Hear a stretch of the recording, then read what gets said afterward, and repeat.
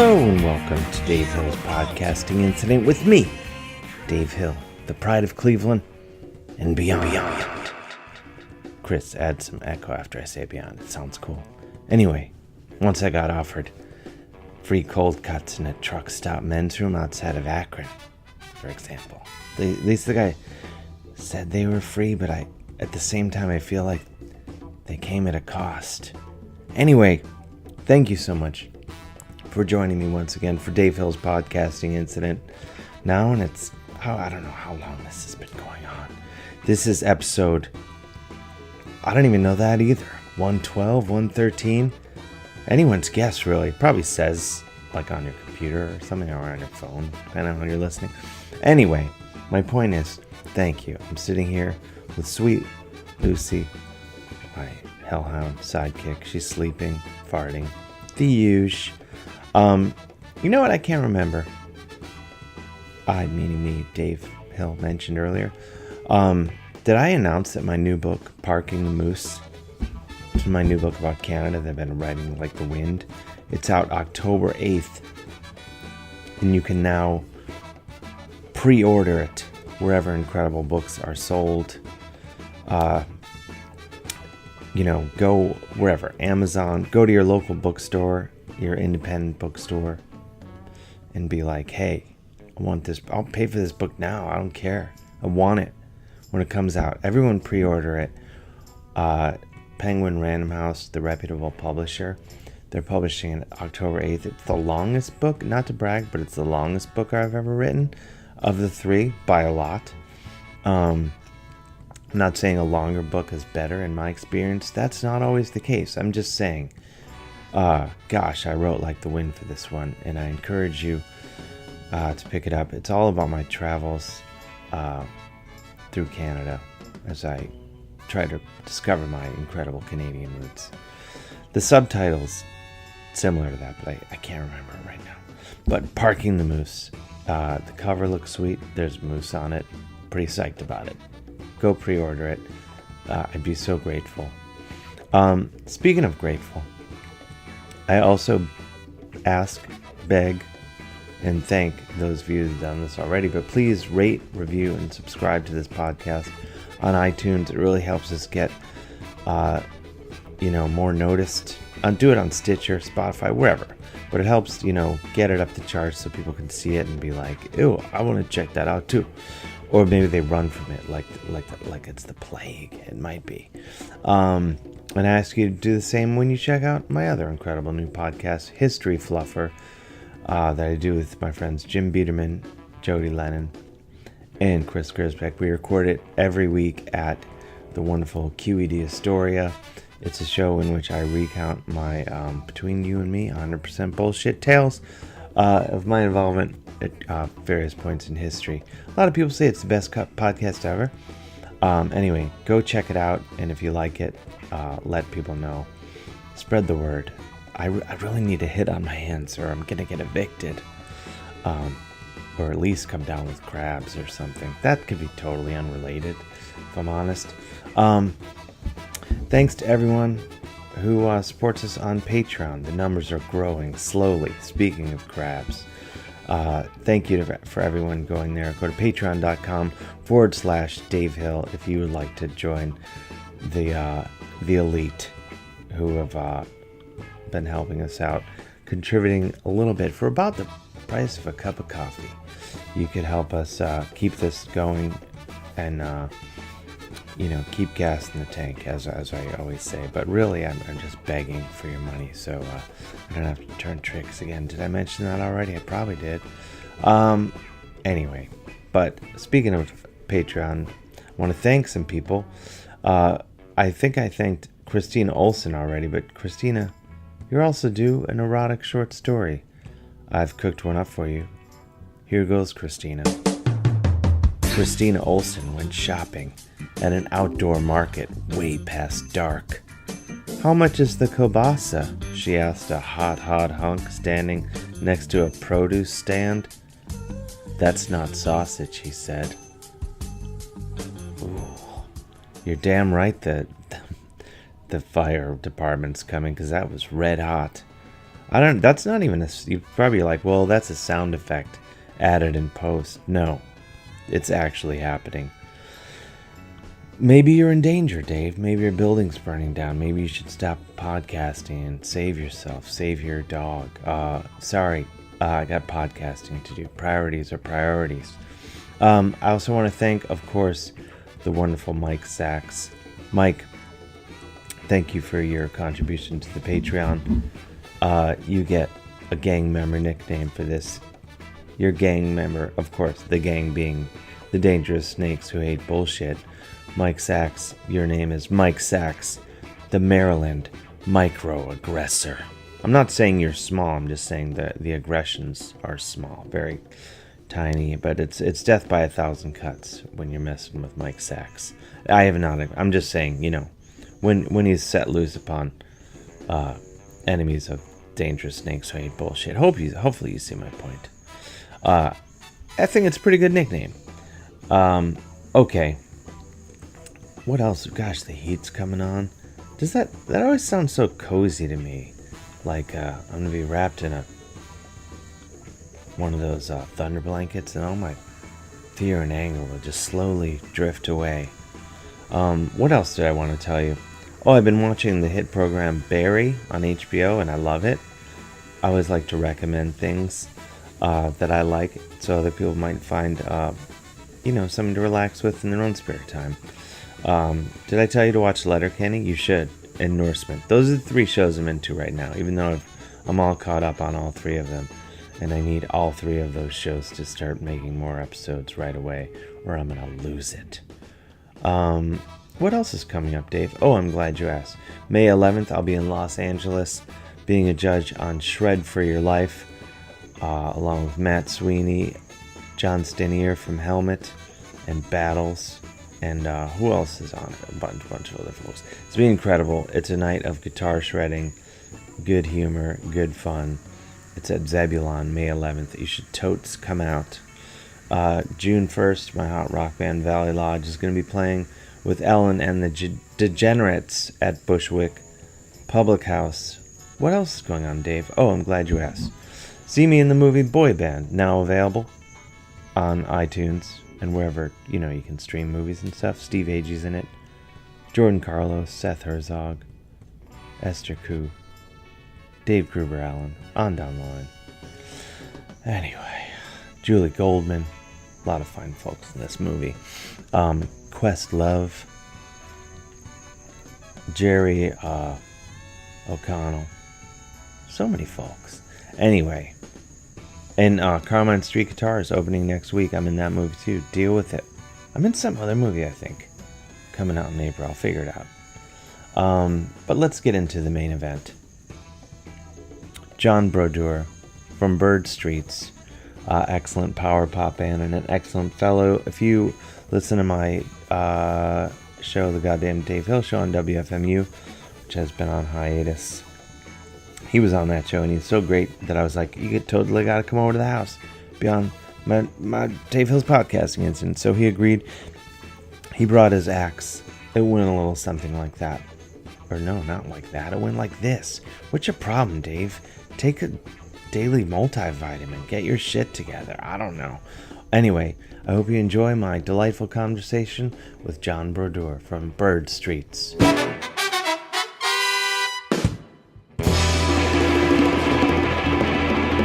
Here, we're getting settled. Lucy's prowling with John Brodeur from Bird Streets. Bird Streets. Of Bird Streets. AKA Bird Streets.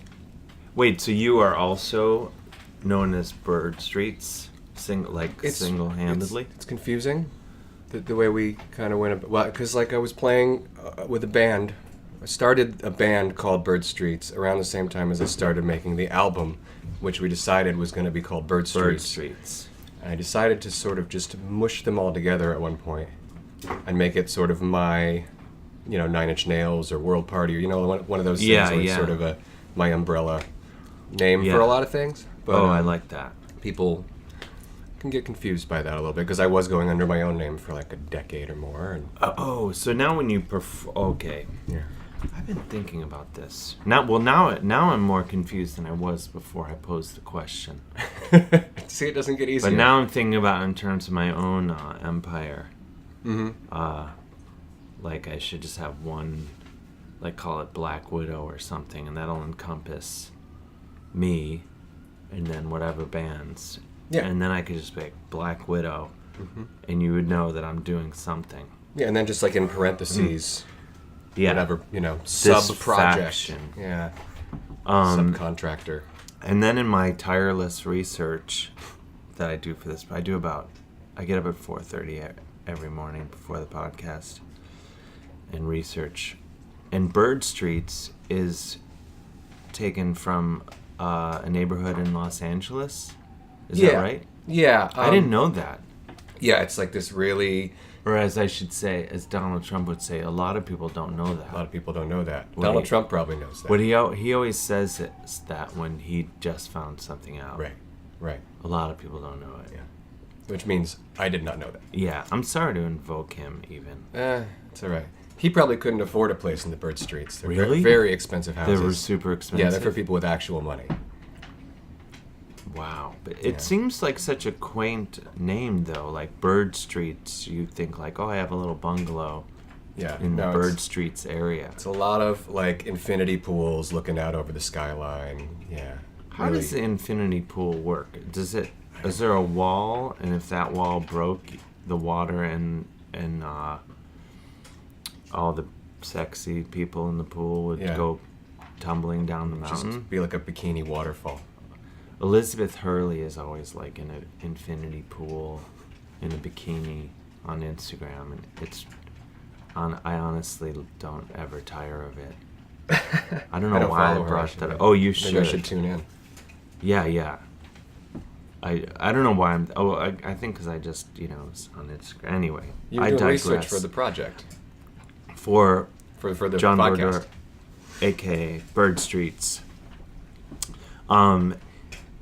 And your record, also called Bird Streets, is a great record. Thank you. And this is kind of maybe the first Power Pop episode, maybe. Would it be, Chris? I think so, yeah. Power Pop centric. We don't have to call it that. No. But the reason I bring it up, sorry, if I can insert, because like, as you know, I'm a bit of a rocker myself, and on the year-end lists of the hot albums, Bird Streets and my band Valley Lodge were on like a lot of the same lists. That's true. Yeah, the Power Pop fans are tuning in to the right bands. They're just into the right hot jams. They know it's good. Yeah. So I'd be like, if we were on a list, I'd be like, I bet Bird Streets is on this list. And then I would look, and there's Bird Streets. Or I'd see Bird Streets, and I would say, I bet Valley Lodge is on this list. And I'd scan all the way to the bottom. No Valley Lodge. No mention. Then you just end up looking at lists all day, though. I know. I'm past that point in my life. Yeah. Or am I? I guess not. It's hard to say. I'm not saying I am either. I like a nice list for a temporary fix of validation before feelings of despair come flooding back. It's sort of a false, inflation, doesn't it? It's like that when we got on we all got on these lists at the end of the year, and it was like, this is great, everything's going great, and then like the first of the year comes and they stop, and you're like, wait, now what? Shit. What is my purpose? Yeah. But Bird Streets is actually great. I mean, I'm gonna make you play some songs, and then if we can get your permission, if you say no to this question, then we'll edit out the point where I ask. But maybe if we could include a song or two from the album. From the record, yeah, of course. That's not a problem. So the album came out last year. August, yeah. Mastered at Abbey Road. The LP, the vinyl, yeah, it was done at Abbey Road. That's pretty sweet. That is pretty sweet. The fucking Beatles. Yeah, it's just like the same lacquer, or whatever you call it, lathe that they use, for a lot of big records come out of that place. So does it cost a lot of money? You don't have to tell me exactly how much. But no. If you wanted to tell me exactly how much, that's fine. I'll off the air, but the air, the pod, the ones and zeros. No, the guy who mastered our record, John Astley of I don't know if you know him from the '80s. He had a song called "Jane's Getting Serious." John Astley? Yeah, not Rick Astley. He's not related to Rick Astley. No relation. He's related to Pete Townsend, though. How so? I think they're cousins, or maybe I can't remember now. Whatever it is, he does a lot of the Who remasters. He does a lot of big John remaster Astley. projects now. There he is. That's kind of what he does. And he had a connection at Abbey Road. He was like, I can get you in there for a decent rate. And I was like, well, it's my first time cutting vinyl for one of my records. Let's do it. And that's pretty sounds sweet. Great. Sounds amazing on vinyl. Yeah. So you have a record player. I do. Not a great one, but it plays records. I feel whenever I tell people I don't have a turntable, you and I were just discussing it before Chris hit record. I don't have a turntable, and I think that's like a lot of people are really disappointed. Because you're a music guy, right? Well, I think it's the myth, whatever myth people might have about what my day-to-day life is. Mm-hmm. I think part of it, people always assume I have a massive, like a whole room full of vinyl. You're just sitting around in your smoking jacket listening to records all day, drinking scotch or whatever. Yeah. And most of that is true. But I don't listen to vinyl because I got too many hot axes in this apartment. It's I'd rather have guitars than vinyl, honestly. I think I'm starting to the guitar acreage in my place is kind of starting to encroach upon the vinyl. The guitarsenal. Yeah, because guitars you can play though. I mean, you can play records, but it's more passive experience. I mean, it's nice to have them both because you can play along to the records. That's always fun. But we can also. I recommend that to the kids just learning. You can. And at any age. That's how I learned. When I was 11 years old. My parents got me for Christmas one of those. I think it was Sinsonics was the brand. It was basically like Radio Shack guitar. Out of like the back of a J.C. Penney catalog or something with like the built-in speaker, like $90 guitar piece of crap. But I learned how to play on that thing, man. That's so cool. From like listening to like Poison records. I was gonna say like, I used to practice to Dokken records because if you play in what's it called, the like minor scale all over the neck on any Dokken song, it fits. It works. And I learned that scale, and I was like, oh, I can just practice along with these Dokken records. That's great. Even though they weren't my favorite. I'm not just trying to distance myself from Dokken, but they weren't like my favorite band or anything. But I was like, oh, this scale works over every Dokken song. Yeah. George had a trick, man. He had a thing. Yeah. He's a great player. So I'd practice. That's why you can play, and I can only do power chords like that because I learned from Poison. Poison, though. I'm not giving them enough credit, really. Well, this is what Poison, and I've gone down the internet rabbit hole for people sharing this opinion, but I would argue that their first record, Look What the Cat Dragged In, as you may recall, was pretty much, sounds like a Green Day record, but like with different frosting. It's basically the same. Maybe a little slower in some spots. And the lyrics were different. And the production was different. But in terms of like melody and everything else, it's basically interchangeable. They're a pop band. Yeah, it's just like glam pop. Yeah. Yeah. Was Talk Dirty to Me on that one? That's the I'm glad you asked. First song I ever learned on guitar right there. Because that song's basically just a punk song. Yeah, that whole record is like a punk record with like hairspray and guitar solos. The first time I saw that record, it was in I grew up in upstate New York, and where in upstate? In a place called Glenville, which is like a little north, it's a little south of Saratoga, North Albany, in between there. The sticks, really. And we went to Kmart, was the local department store, and I remember walking by the cassette rack and seeing this tape by this band Poison and wondering who the women were on the cover. Yeah, they looked really. They really went for it. They weren't holding back. Yeah. They look more. There's that one Red Cross album where they look like women. Oh, yeah. And, let me see, which one is it? Which one where is it? It's like they nailed it. Which one is it called? I mean, I applaud it personally. Mm-hmm. But, yeah, Poison, I went to see Rat play at the Richfield Coliseum. Well, because, and again, not making apologies, but I was always like, my buddy Tim Parnan, who plays in a bunch of bands, Sweet Apple, Cobra Verde, and so we would just go see everything. Sure. Like, if there were, like, guitars on stage, we were in. So we would see Replacements one night, we'd go see Rat the next night. We were just like, whatever. If rockin's happening, we want in. Mm-hmm. And, I saw the Starship as an example. Because I was Starship just like, as well. oh, there's an electric guitar, I'm in. Mm-hmm. So... Craig Chiquiko. Yeah. But Rat, I maintain that Rat is the Stones of hair metal. All right. Which is a bold claim.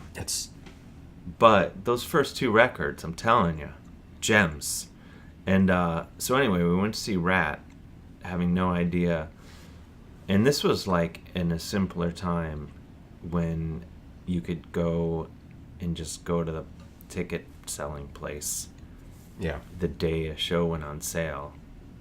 Get your mom to drive you down there. Stand in a little line. Yeah, and you would get, chair. I have fourth row for the Rat concert. And so we went to see Rat, and Poison was the opening band. And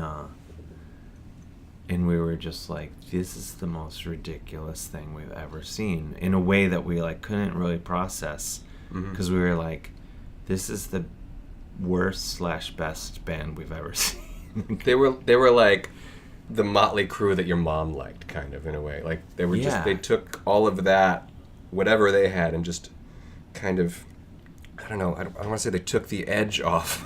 Well, there was no Crue. like satanic element. Yeah, it was just bubblegum pop, basically, about girls and stuff. Yeah, but it was like super, and they were like completely ridiculous, and CC DeVille was like ostensibly a shredder, but not very good at guitar. I'd like to hear him play sober sometime. I don't know if that's ever happened. Arguably, I did. Yeah. Supposedly he's sober now, and I will say that I did see Poison.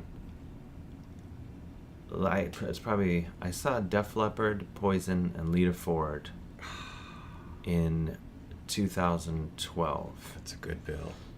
A friend, they were playing at the Prudential Center in Newark, and so I went fifth row center, not to brag. But and he came out, and he was, I believe, sober.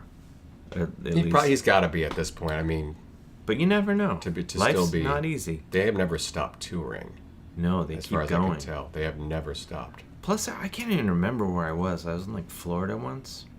I mean, I've been to Florida several times, not to brag, but I was at this hotel, and CC Poison was staying there, I guess, because CC DeVille was walking around. Yeah. And he looked very fit and healthy. Good. And I thought, good for you, CC DeVille. Yeah. Keeping your shit together. I respect it. Yeah. But he was better when he played. When I saw him in 2012, I was like, oh, he's gotten better at guitar. Yeah, you could always kind of tell. I mean, he's obviously got chops. Yeah. But, like, I remember seeing them around probably the same time, maybe a couple of tours later, in like the early, maybe the 90, 91. Mm-hmm. Who else was on that? Poison, Cinderella, I think was the other band on there. Maybe Extreme opening up. It was very 1990. Whoa. Hard rock. Yeah, that would have been right before the fall. Yeah, totally. And Before it was like grunge. Unskinny Bop, and then Smells Like Teen Spirit, like the next year. Yeah. And yeah, it was just like he had like a 10-minute just guitar solo. Remember when bands used to just let the guitar player just go, and they'd go off stage and like, you know, do a couple bumps or whatever. Yeah. And it was atrocious. Yeah, he was just like, well, his playing was always like, sort of like reminds like it was like Icarus flying too close to the sun, and then, like, he kind of went beyond his area of his comfort zone, and you're like, oh, he's gone too far. Yeah. And he's not in control of what's happening anymore. Every time it was like he's doing like pick sweeps and stuff, you're like, nah, maybe not. Yeah, it's falling apart. He's crashing. But, gosh, I had a thought. This was headed somewhere. But, I saw Poison and Def Leppard about 10 years ago, but it was Cheap Trick opening. Cheap Trick, I love. I love Cheap Trick. They're one of the best bands ever. Just. But gosh, they don't say no to a tour, do they? They've been doing that first band on the 3-band summer bill for as long as I can think, since the late 90s probably. I feel like doing that I guess circuit. you gotta, at least. You gotta go out there and play and make money. But I'm always like, you guys are better than all the other bands. Yeah. On the bill. Yeah, I never quite got that. But maybe they I guess they don't have that kind of ego. They don't let their ego get in the way, and they'd be like, we're Cheap Trick, you can put us on wherever. Yeah, and we'll still be awesome. Yeah. I remember, like, I actually met Bunny Carlos. You know, what's that band, Tinted Windows? Right, with Taylor Hanson and Adam. And they made a pretty good record. Yeah, it was solid. I saw them play. And I interviewed them at some festival in New Jersey for, I can't even remember what. I was hired to do something. And I was interviewing all these bands, all these horrible bands. And I can't remember one of them. And then they came in, and I was like, "What? You guys are better than every other band. Like, what are you guys even doing here?" And they didn't like the question. We were thinking the same thing. I meant it in a complimentary way, but right. I guess I didn't articulate it very well, and they were like, "Next question." I don't know what my point is. I'm all over that. This is a problem. I'm on my second cup of coffee, which is this is a high energy podcast, as you can imagine. And then I go down the wormhole of Poison, and Rat. But how do you sound like maybe you're like me, in that you don't. Some people won't admit to having gone to see Poison and Cinderella. No, whatever. Listen, I know. I just told you I grew up in the sticks, basically. Yeah. We only got, we got 15% of the shows you might have got in Cleveland or certainly New York. So, you got to pick your battles. Well, yeah, that was the thing, like, because in Cleveland, and maybe that's just my perception of it, but I remember, like, people would just go to, like, if there was, like Danzig would come to town, and everybody who was into anything not just super, I mean, Danzig was ultimately pretty mainstream hard rock metal band or whatever, but anyone that was just into anything, punk or whatever, or metal, everyone just went like, oh, this is happening, everyone go. Like, it wasn't like down like super lines, like only these people are going to this show. And like you would go, and like every person who was like not gonna go to the Starship concert, even though I was at the Starship concert, would be there. We might be the only two people that would overlap those worlds, although I've never seen Danzig play, but I have seen Starship. Well, the thing, because with music I think is like food. Like, you go like, I'm gonna have a healthy salad. Mm-hmm. That would be I don't know, like a Beatles record or something. A delicious and healthy salad with buffalo chicken in it. A little fun.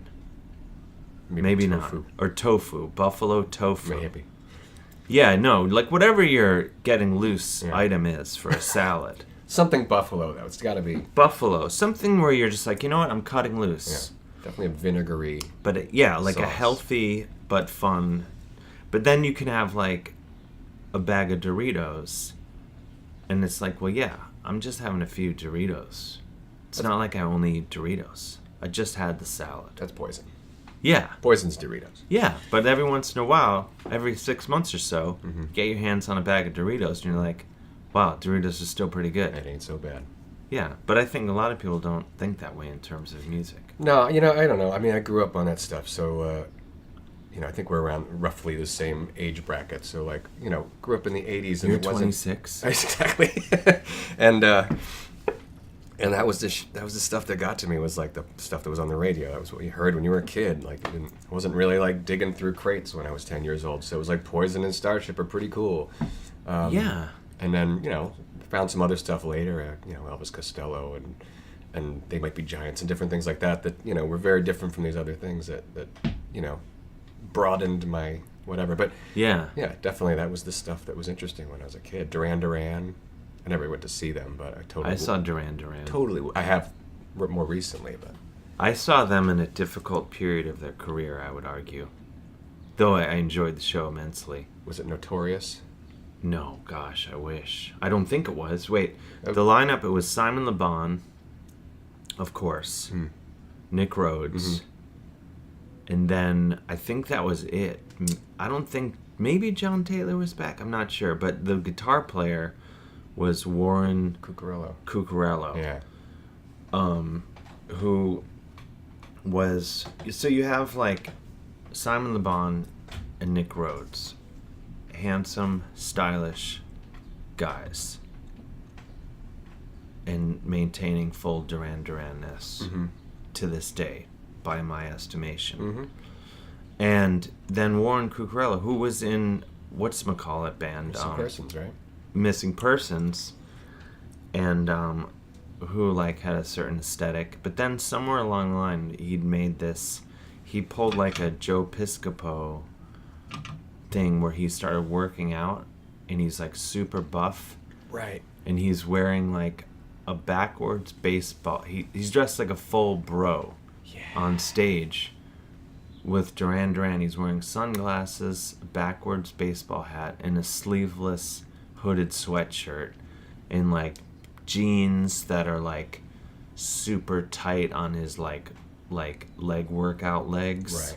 And then he has like Timberland boots on, and he's like, "You're in fucking Duran Duran. What are you doing?" It sounds like it would be a later '80s. It'd be like the Big Thing album, I think was this was right? like in the 2000s. Oh, more recently he's dressing like that? Okay, I take it all back. I know when he joined the band, but then he was gone for a while and then back for a while. No, it was in the 2000s. Oh, man. And like, it was at the Beacon Theater. Tragic.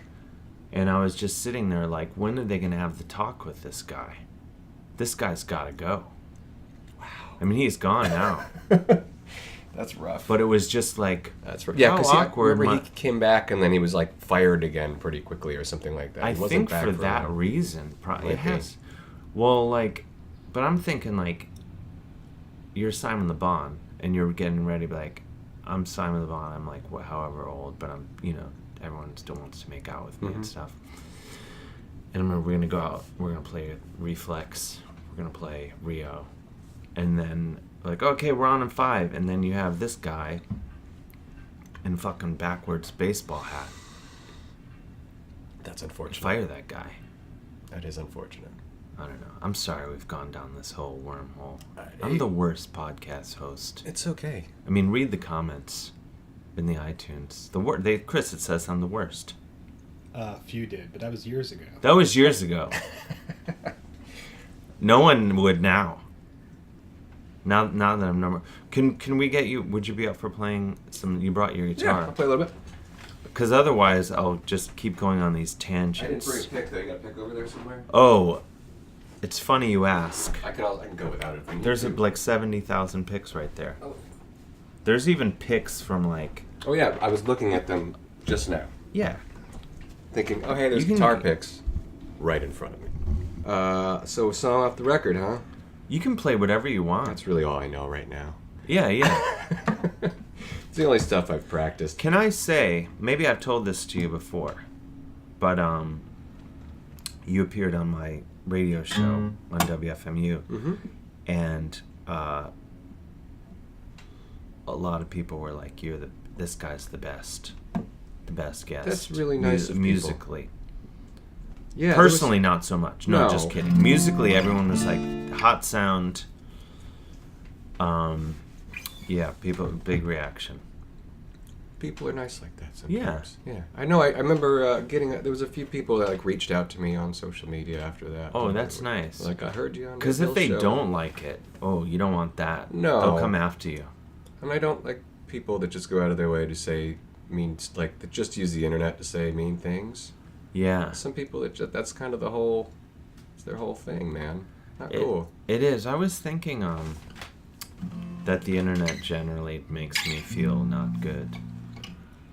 Yeah, a lot of it sucks. Well, or maybe social media. Social media, yeah. All right, let's see. So, well, again, we called this a power pop situation, but we haven't really talked much about it. But this is a song I almost didn't put on the album because I was like, that sounds like a power pop song. So, let's bring it all back full circle. Well, we should let you play, and then we should talk about that quickly. But yeah, let's hear play the subject, and then we can tear it apart. Thanks for calling. I would have been better off never knowing that you had to tell me everything. Thanks for calling. Thanks for calling. Pretty girls pass by all the time, but none catch my eye. Since I saw you, I've been blind to others.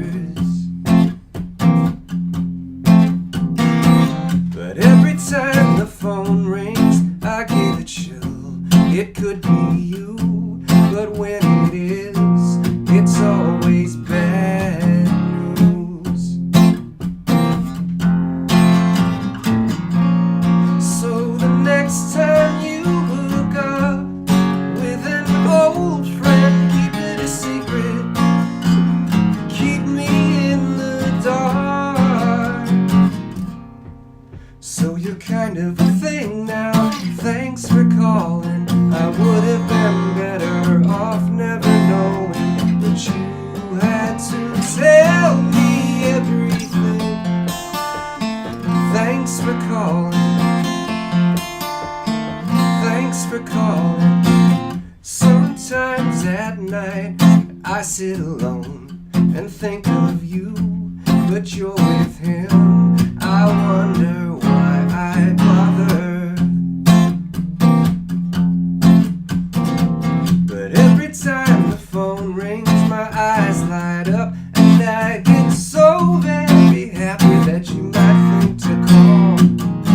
When will you call?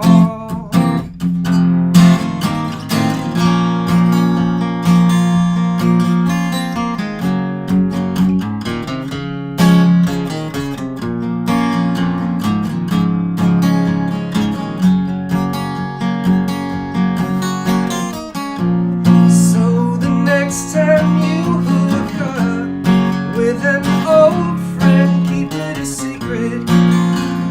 Keep me in the dark.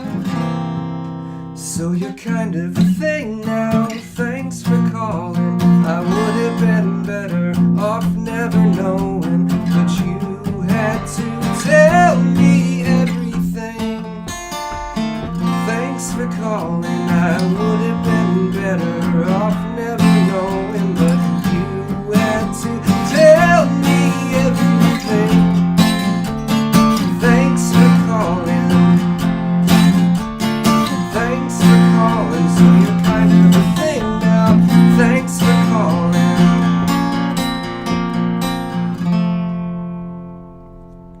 Yes. That's the stuff. That was great. I love that. Well, power pop. It is, yeah. Beatles kind of thing. There are, I was going to say, some Beatles-esque chords. There's probably, if you broke this song down, every single piece of it is stolen from the Beatles, but just like not just small enough chunks. Yeah. But that, you could say that about almost all music at this point. I just last night did Uptown Showdown at Symphony Space, where you debate.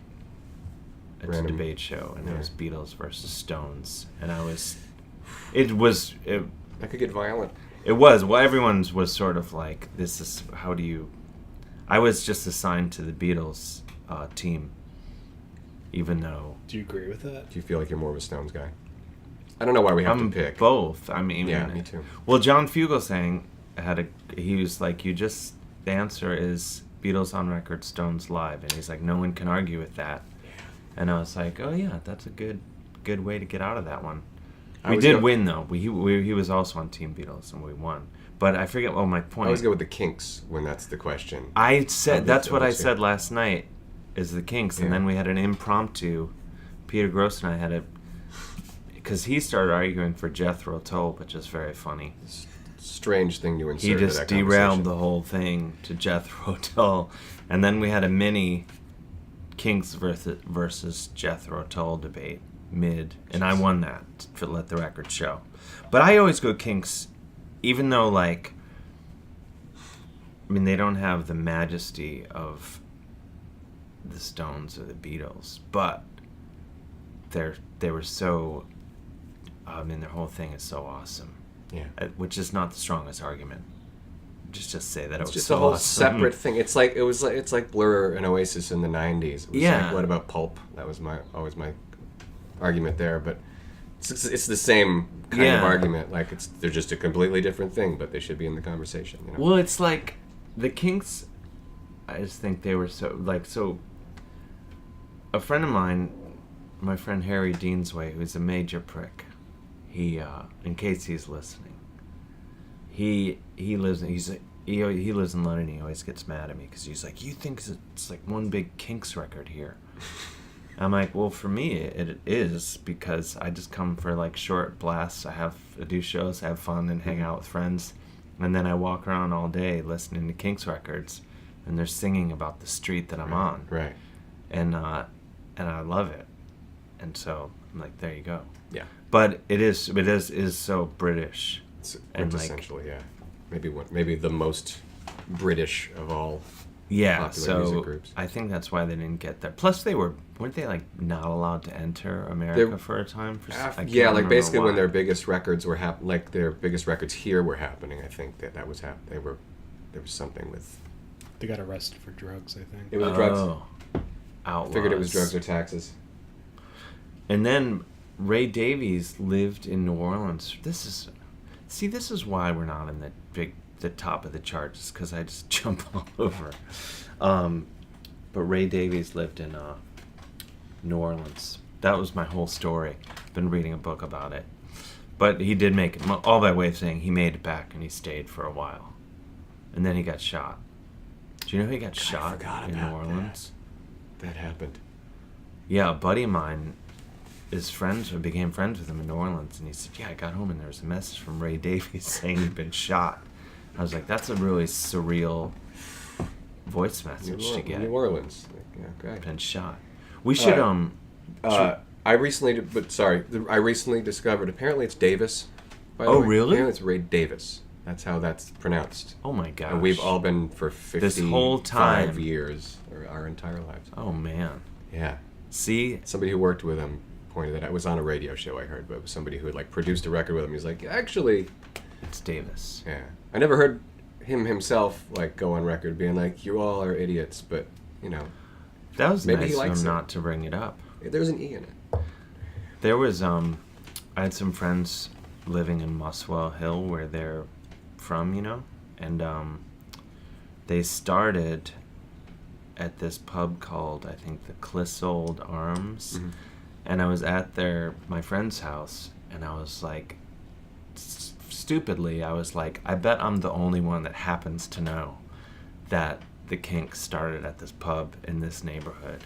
We should go there. And I was like, probably the bartender doesn't even know. Right. And then they're like, okay, yeah, Dave, we'll go there. And we go there, and of course, it's a shrine to the Kinks, which made it all the better. But but I was like, no one's going to know. We should, I think we got it. This is flying by. Yeah. Should we close with a song? Would you be up for playing one more? Yeah. I could do one more, yeah. Let's see. And then in the rollout, I don't know if it's a rollout in the end. Whatever I say at the end. The outro. What's that called? The outro. Then I'll remind people to buy the Bird Streets album. Cool. Which I'll do in the beginning, too. Yeah, here's one. I'll do this one. This is a little shorter song anyway. Spooky song. We're making a video for right now. Oh, nice. Do you know Rachel Lichtman? You know her? I do. Yeah, she's making the video for this. Oh, nice. She is a joy.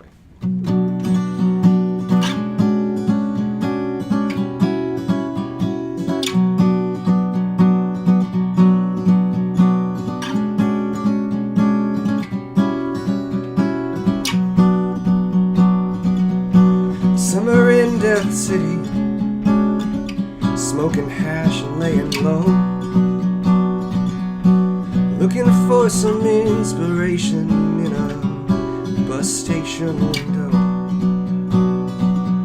And the feeling that you're slipping is enveloping your soul. You've been walking around for hours, but the words don't seem to form. After all the times you've reached your last resort, you're still coming up short.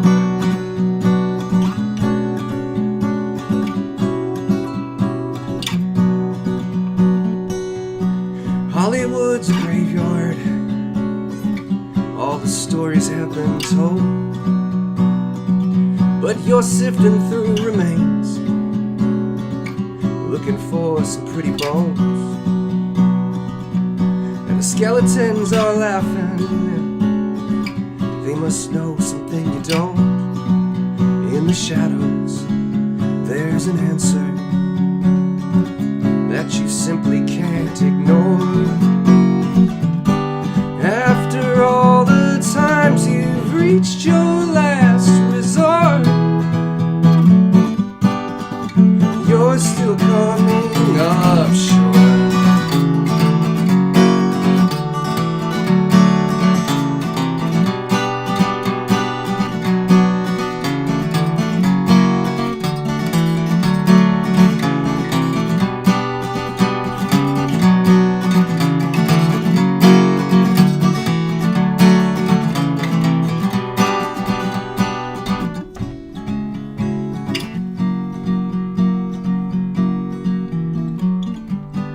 After all the times you've reached your last resort,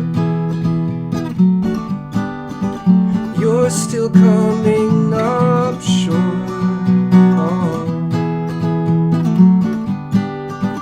You're still coming up short. Yes. Amazing. Thank you. Awesome. Thank you, John. Thank you for having me. AKA Bird Streets. You can call me. Getting you. You can call me Bird. Sweet. That's fine. Excellent. Thank you.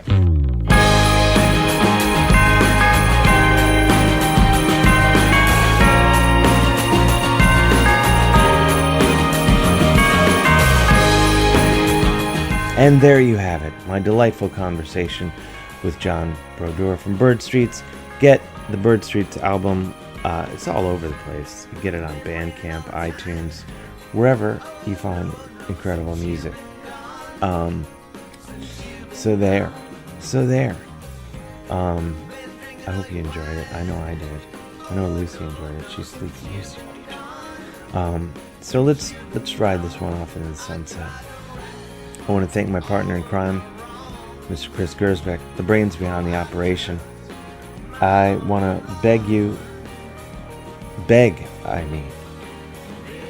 for reals, to rate, review, and subscribe to this podcast on iTunes. Please go listen to Dave Hill History Fluffer. It's totally different from this podcast, and it's going to blow your mind right out your butthole.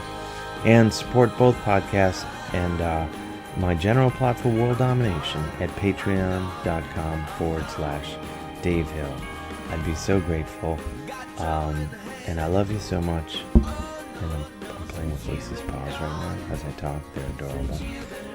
It sounded creepy, didn't mean it to be. Anyway, until next time, I've been Dave Hill. You've been incredible. Since you've been gone, I can't keep time from standing